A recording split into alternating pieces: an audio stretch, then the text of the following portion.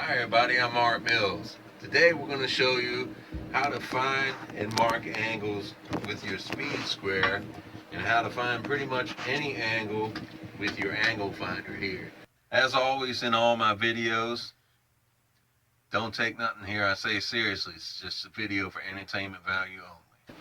This video I'm shooting for Cracker Machine. He asked me to make a video showing him how to find angles or whatever, mark angles quickly with a speed square. I don't know what you're using, Cracker Machine, but this is what you want here, a metal Swanson speed square. You don't want a real big one or whatever.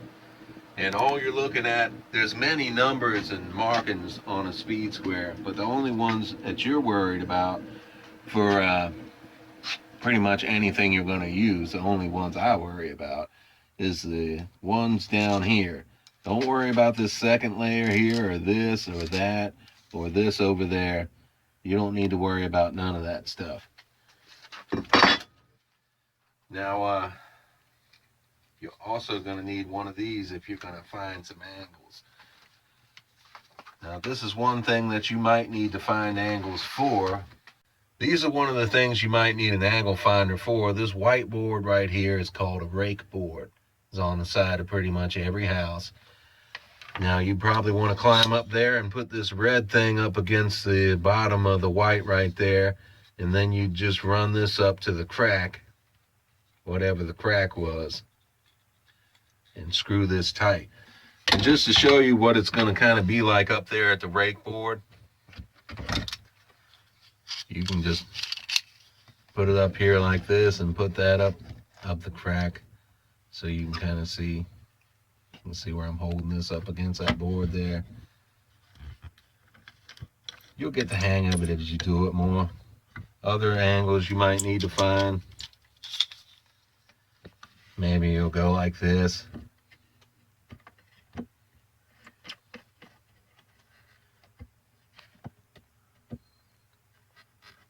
Regardless, they're all going to transfer basically the same way. See, it moved right there, but I've still got this one. I'm going to read it. Now, it can't go this way. It has to go like with it. You'll kind of see as you're doing it. It's hard to explain over video.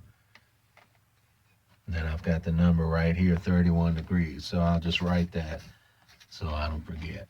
Now, when you're climbing back down the ladder, you be careful this doesn't nick anything. If it nicks something, it's going to move it ever so slightly and it'll be wrong.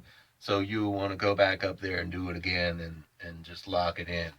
And then when you come down, you'll carefully put this up against your board here, this red part up against your careful like so you don't knock it. Now you can mark either side you need to. This is going to take you some while to figure out how to do this. Now the way you figure out what to put that on your miter box, you put this part right here on this line right here. Now you hold this pivot point right there, right at that part of the line. And then you move this, the other part of the speed square, so it matches that line. You can put your pencil right there or whatever. And then you just hold it down. These numbers right here are what you're looking for. You can see right there how it's basically in between the 20 and the 21 right there. So you'd make yours 21 light or 20 heavy or whatever. Just whatever you need to. So you'd write 21 with a circle up there. That means degrees, 21 degrees. Now you can set that on your saw. And you can also double check that because sometimes the miter box is a little different for some reason. Who knows why.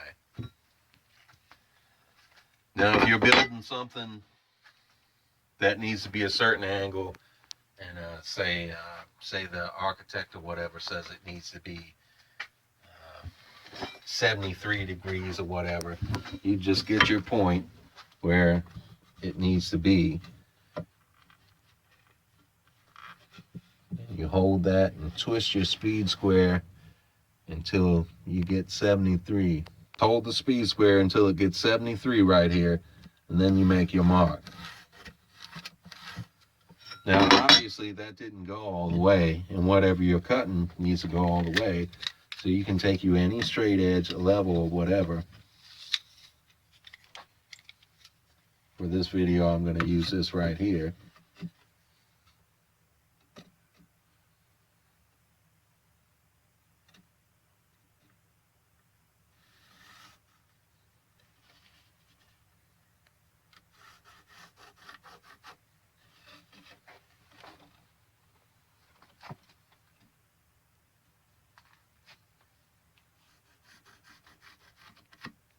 All right.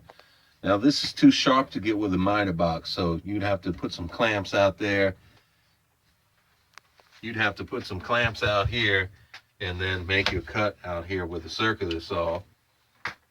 If you don't know how to use a circular saw, you need to go on my channel and watch the other videos about how to use a circular saw and learn how the pros do it. All right, and that's basically all it is to it. Now your speed square is going to come with a little book, a little Blue Swanson book. It's going to tell you about how to use it.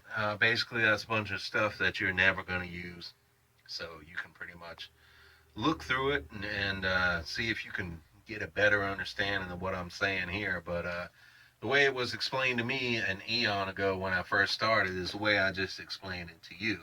So that's the simplest way to do it. Now the speed square has other functions with this hip and valley or whatever. If you're making like the kind of roofs that go in rich housing developments or whatever, you're watching this video, you're probably not going to need that. Anyway, everything I just showed you is the extent of my knowledge on a speed square, and it's done everything I needed to do, and I'm a professional remodeler. So I think that's going to do you just fine. As far as measuring purposes, when you measure this rake board right here, you're going to measure from the bottom edge along the bottom to the bottom edge up top, and that's going to give you a measurement. Now whatever that is, let's say it puts you right here. It was 12 feet and 10 inches, and that brought you right here. Now this is a point that it needs to be 12 feet and 10 inches. But you know from your angle finder that you had a, say, a 55-degree angle on there.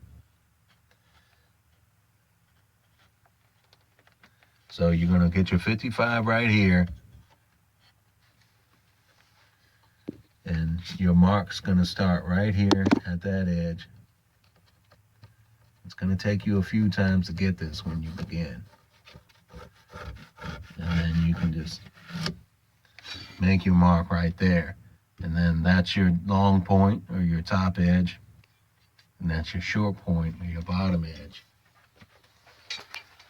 I recommend that you watch my other videos on how to practice with a circular saw for free. My videos got various names or whatever. And so you can try this cut on some junk pieces and get it down before you mess up the expensive pieces. Some of them, the PVC board or whatever, it can get really expensive. Also, if you're trying to learn about construction anyway and some home improvement on your own house, you need to know what you don't know. And you don't know what you don't know unless you're watching videos and reading trade magazines or whatever. But I can save you all that time. Just go onto my channels, check out all the videos. There's shortcuts on how to read tape. There's things you never heard about for your circular saw, which circular saw to buy. And we're putting up new videos all the time, so don't forget to subscribe. And also, I really appreciate it when y'all like, comment, and share. Thanks. Y'all be careful out there.